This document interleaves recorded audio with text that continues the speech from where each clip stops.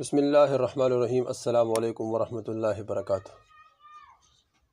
دوستو، آج کا جو ویڈیو ہے یہ حج اور عمرے پر جانے کے لیے ہے کہ اللہ جل شانہ انسان کو بار بار حج اور عمرے کی توفیق دے، اور ان کے پاس کوئی اسباب نہیں، کوئی وسائل نہیں۔ اللہ جل شانہ غیبی خزانوں سے وسائل پیدا کرے، اسباب پیدا کرے۔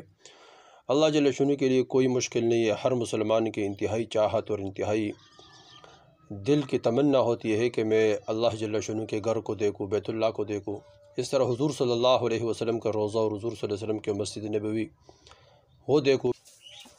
تو یہ تمام تمنائیں اور تمام چاہتیں وہ ہے جو ہر مسلمان کے دل میں ہے، لیکن مسلمان بعض ایسے ہوتے ہیں کہ ان کے پاس اسباب نہیں ہوتے، پریشان ہوتے۔ تو کوئی پریشانی کی بات نہیں ہے۔ انشاءاللہ جو آج کا وظیفہ ہے، جو آدمی مسلسل اس وظیفے کو کرے گا، اللہ جل شانہ اس کے برکت سے وہاں سے انسان کے لیے اسباب پیدا کرے جہاں انسان کا وہم اور گمان بھی نہ ہو۔ کتنے غریب لوگ ہیں وہ وہاں گئے ہیں، حج پہ گئے ہیں، عمروں پہ گئے ہیں، تو اللہ جل شانہ کے لیے کہاں سے یہ اسباب پیدا کرے؟ تو بس یہ اللہ جل شانہ کی چاہت ہے، اللہ کی تمنا، اللہ جل شانہ کی رضا ہے۔ جس کو چاہتا ہے اللہ جل شانہ اس کو لے جاتے ہیں۔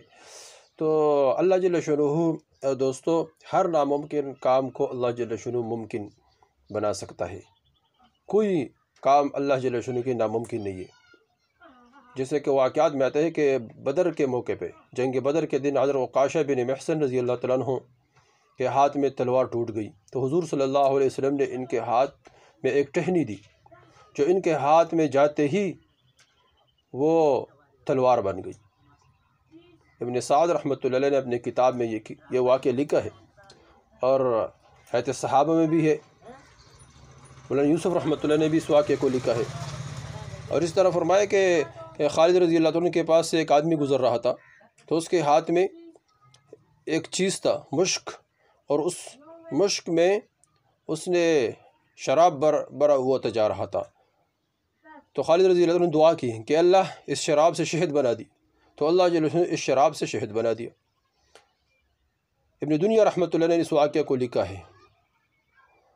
تو دوستو یہ اللہ جل شانہ ناممکن کام کو ممکن بنا سکتا ہے۔ اللہ کے لیے کوئی مشکل نہیں ہے۔ ایک صحابی حضور صلی اللہ علیہ وسلم عوف بن مالک رضی اللہ عنہ حضور صلی اللہ علیہ وسلم کے پاس آئے کہ میرے بیٹا وہ کافروں کے قید میں ہے۔ حضور صلی اللہ علیہ وسلم نے فرمایا کہ اس کو عمل بتاؤ، لا حول ولا قوت الا باللہ، کثرت سے پڑھے، خود بھی پڑھے، ان کو بھی کسی قاصد کے ذریعے سے بتائے کہ وہ پڑھے۔ اس نے پڑھنا شروع کر دیا، اس کے ہاتھ میں جو ہتھکڑی ہے وہ ٹوٹ گئی، اور وہ آزاد ہو گیا، رہا ہو گیا، اور 100 اونٹ بھی ساتھ لے کر آئے۔ مولانا یوسف رحمۃ اللہ نے اس واقعے کو بھی لکھا ہے، اور اس طرح ترغیب کتاب میں یہی واقعہ لکھا ہوا ہے۔ تو دوستو یہ اللہ جل شانہ ہر ناممکن کام کو ممکن بنا سکتے ہیں۔ اللہ کے لیے کوئی مشکل نہیں ہے۔ تو اس طرح ہم اللہ سے مایوس نہ ہو، نا امید نہ ہو۔ لا تقنطوا من رحمت اللہ، اللہ جل شانہ کی ذات سے کبھی بھی نا امید نہ ہو، کبھی بھی مایوس نہ ہو کہ یہ کس طرح ہوگا، میرے پاس پیسے نہیں، کہاں میں، کہاں مدینہ، کہاں میں، کہاں مکہ۔ انسان کے لیے اللہ جل شانہ اپنے غیبی خزانوں سے وسائل پیدا کرتے ہیں۔ اللہ جل شانہ ہمارے لیے بھی وہاں سے اللہ نے وسائل پیدا کی جہاں ہمارے وہم گمان بھی نہ ہو۔ ہم اللہ جل شانہ ہمیں توفیق دیا، بیت اللہ گئے، مسجد نبوی گئے، عمرہ کیا، تو اللہ جل شانہ وہاں سے بندوبست کرتا ہے جہاں انسان کا وہم اور گمان بھی نہ ہو، لیکن اعمال ہو، تڑف ہو، اور اس طرح کھڑن ہو، دل میں چاہت ہو، تو اللہ جل شانہ اس کے بقدر انسان کے لیے معاملات میں آسانیاں پیدا فرماتے اور اسباب پیدا کرتے ہیں۔ دوستو تو وہ کون سا وظیفہ ہے جس کے برکت سے اللہ جل شانہ بار بار حج اور عمرے کی توفیق عطا فرمائے؟ دوستو بہت آسان عمل ہے۔ کچھ اعمال ہم پچھلے ویڈیو میں بتا چکے ہیں، بہت اعمال بتائے، بہت آسان اعمال بھی ہے، تو وہ بھی دیکھ لیں، اور ایک عمل اس ویڈیو میں بھی ہے۔ وہ عمل کیا ہے کہ سورہ توبہ کی آخری آیات ہے، وہ روزانہ پڑھنا، اول آخر 11 مرتبہ درود شریف پڑھے، اور 41 مرتبہ فَإِن تَوَلَّوْا فَقُلْ حَسْبِيَ اللَّهُ لَا إِلَهَ إِلَّا هُوَ عَلَيْهِ تَوَكَّلْتُ وَهُوَ رَبِّ۔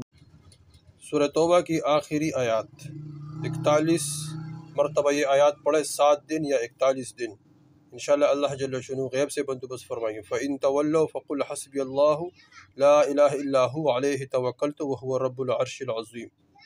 فَإِن تَوَلَّوْا فَقُلْ حَسْبِيَ اللَّهُ لَا إِلَهَ إِلَّا هُوَ عَلَيْهِ تَوَكَّلْتُ وَهُوَ رَبُّ الْعَرْشِ الْعَظِيمِ۔ انشاءاللہ اللہ جل شانہ غیب سے بندوبست فرمائیں گے۔ دوستو یہ وظیفہ خود کرے، آگے شیئر کرے، تاکہ سب مسلمانوں کو اللہ جل شانہ اپنا گھر دکھائے اور بار بار حج اور عمرے کی توفیق اللہ جل شانہ ہر مسلمان کو عطا فرمائے۔